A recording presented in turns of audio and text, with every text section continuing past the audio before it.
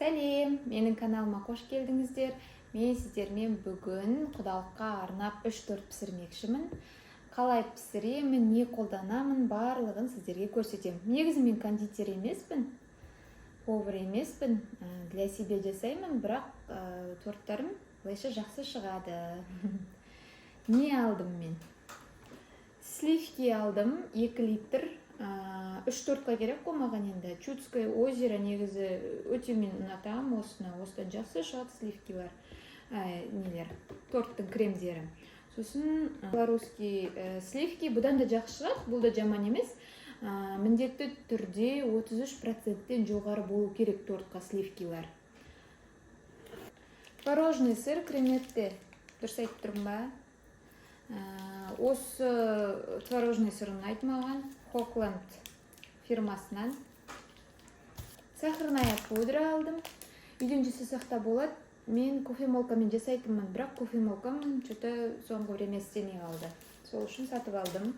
Мынау сгущенка, мынау варенка, молочная девочкаға, мынау сникерс тортына. Какао, разрыхлитель, Қазақстан шоколадтары. Мен ылғи да Қазақстан шоколадтарын қолданған жақсы көремін бір. Қышқыл, әдемі ғой нелері, дәмдері. Өзіме ұнайды.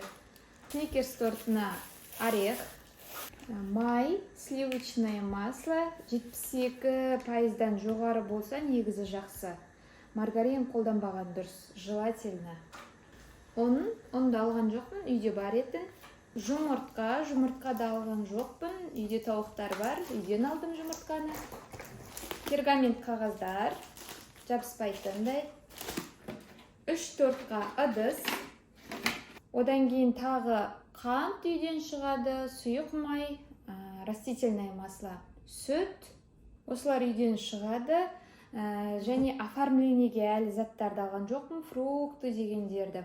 Осы заттарға примерно маған 15 мыңдай кетті. Үйден шығатын заттарды есептемегенде әлі оформлениені алам. Сонда 3-4-қа примерно 20 мыңдай кетеді. 20 мыңдай кетті.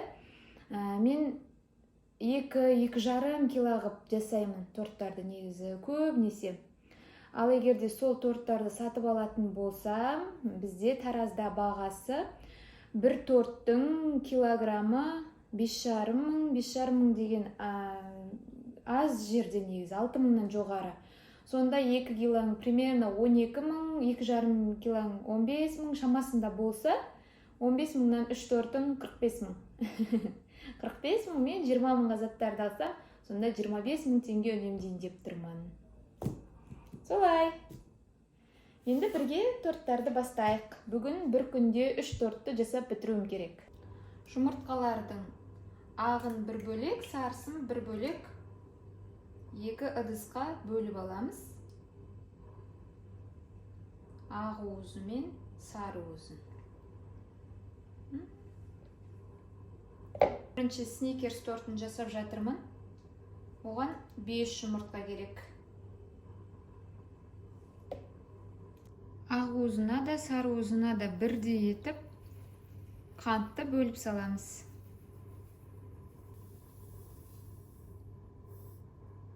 Сары уыз. Бірінші ақ уызды әппақ көбік болғанға дейін миксерлеп аламыз. Менің миксерім браундікі.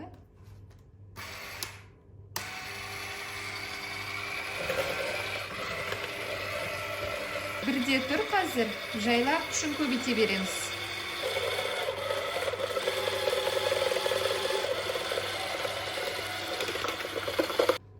Келесі жұмыртқаның сары уызымен қантты араластырамыз. Мұнда сұйық май құйдым, какао, ұн, разрыхлительді араластырып, жайлап салып отырамыз. Араластырып, миксерлеп отырамыз. Тестамызға ыстық сүт құйдым. Енді жаңа араластырып алған ақ уыз бен шекерімізді осыған саламыз. Менің пергамент қағазым өте үлкен. Оны 2-ге бөліп қолданатын болам. 2-ге емес, даже 4-ге бөлсем де болады.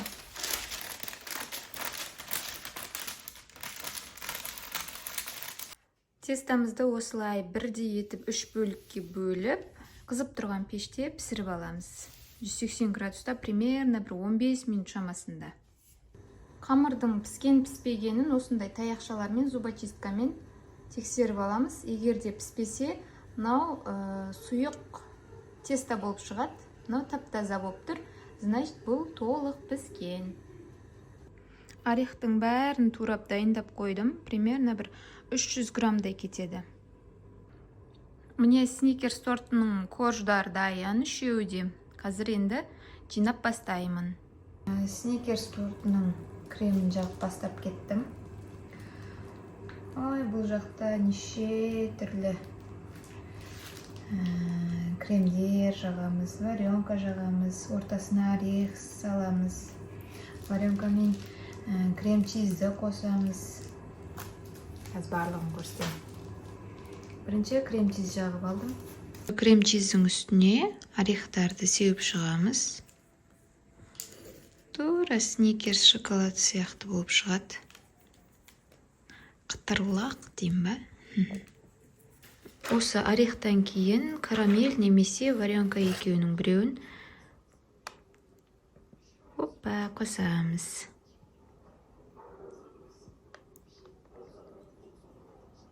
Осының үстінен қайтадан крем-чиз жағып шығамыз.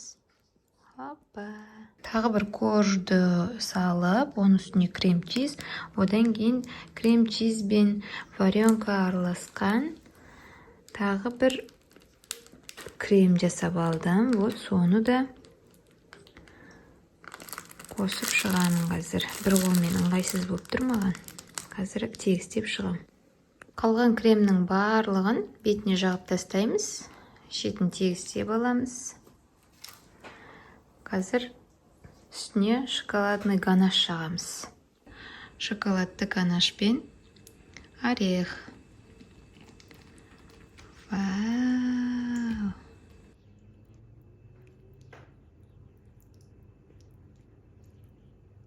Мынау сникерс торты. Сникерс торты дайын болды. Барлығын жасап қойдым. Енді вупи пай тортына кезек келді. Соны жасап тастаймын. Одан тағы бір тортым бар. Вупи пай тортын бастаймын. Бірінші жұмыртқа әдеттегідей.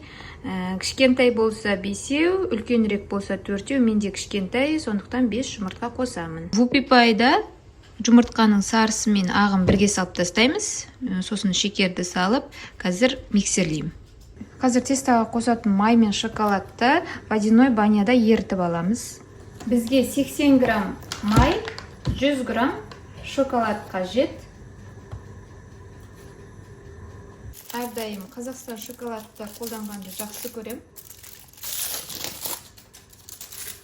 Осыны ұсақтап, еруіне ыңғайлы етіп, бөліп салатын боламын. Міне май мен шоколад екеуін араластырамыз.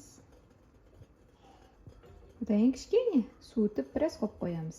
Мен осылай кесеге салам, немесе пластмасса ыдысқа салсаңыздар да болады. Анау кішкентай чайник қой, заварочный чайник.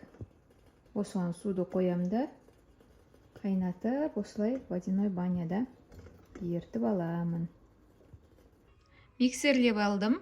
Ақ көбік болғанша негізі араластыру керек. Менікі үйдің жұмыртқасы болғаннан кейін сап-сары болып тұр. Көтерілгенше араластырасыздар. Және жаңағы дайындап алған шоколад пен майымызды еріген саламыз. Бұл тестаға да какао, ұн, разрыхлительді ақырындап 3-4 бөлікке бөліп саламыз. Електен өткізсеңіздер тіпті жақсы. Миксерлеп алып отырамыз. Вупи пайдың тестасын 4 пергаментке бөлеміз қазір. Мен сіздерге осы кезде бір лайфхакпен бөлісіп кетейін деп тұрмын. Менің коржым 24 диаметр болу керек. Менде ондай көлемде, ондай диаметрде печканың табағы жоқ болып тұр. Енді кез келген үйдегі бір ыдыстың крышкасын аламын да, осыны қазір карандашпен өлшеп сызып алам, 4-еуінде. Қазір көрсетем. Міне осылай 4-еуіне де сызып алдым. Қазір Корждарды салған кезде бірдей болып шығады, сыртына шығып, формасын құртып жүрмейсіздер. Барлығына бөліп шықтым, 6-7 қасықтан кетті примерно. Енді көк сызыққа дейін жеткізіп печкаға сала беремін біртіндеп. Шамамен 7-8 минуттай печкада пісіріп аламыз. Қарап тұрыңыздар, тез-тез пісіп кетеді негізі. 4 коржда пісіп қойды уже. Мен біріктіріп, егерде шетіне шығып кеткендері болса, кесіп алсаңыздар болады.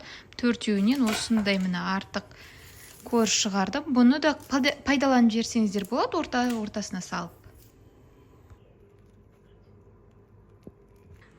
Whoopie pie торты да жасалып бітті. 4 қабаттан тұрады. Менің жасаған торттарым. Whoopie pie. Барлығын бір ыдыста жасап жатырмын ғой, жуып. Келесі бізде молочная девочка торты. Бөлме температурасында прям еріп тұрған сары майды аламыз, және 2 жұмыртқа, сосын сгущенка. 3 желания, немесе айналайынның сгущенкалары жақсы.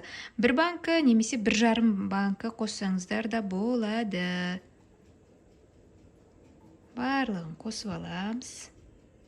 1 шай қасық қопсытқышпен ұнды араластырып, бірге салып, тағы да мұны миксерлеп аламыз. Кремдерін жасайын деп жатырмын. Молочная девочка мен Whoopie pie'дің кремдері почти бірдей. Грамдары ғана кішкене өзгеше болады.